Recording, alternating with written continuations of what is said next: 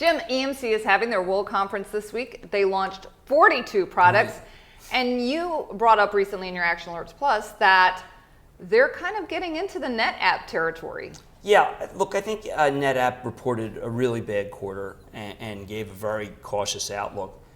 Now you could, one, immediately say, look, this business is bad. Big data is bad. There must be a problem, some slowdown.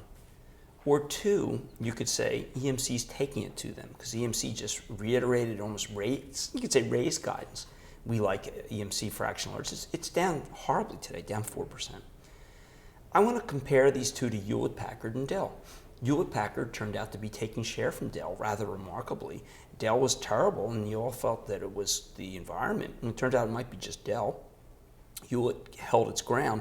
I think EMC is holding its ground, taking share from NetApp, and people are misinterpreting this. And I think that EMC is the buy, and it's a very serious buy here. It's come down a great deal. They brought up that NetApp has a big European exposure, so and that was also one of the reasons that they came down.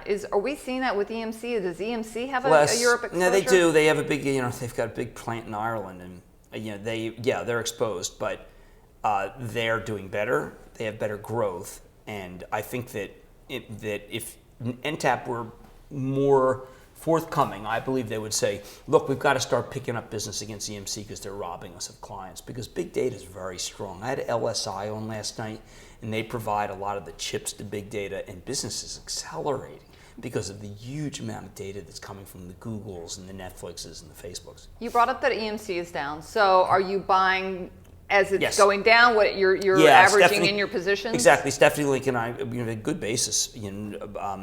Let's them go higher. We're buying that stock back.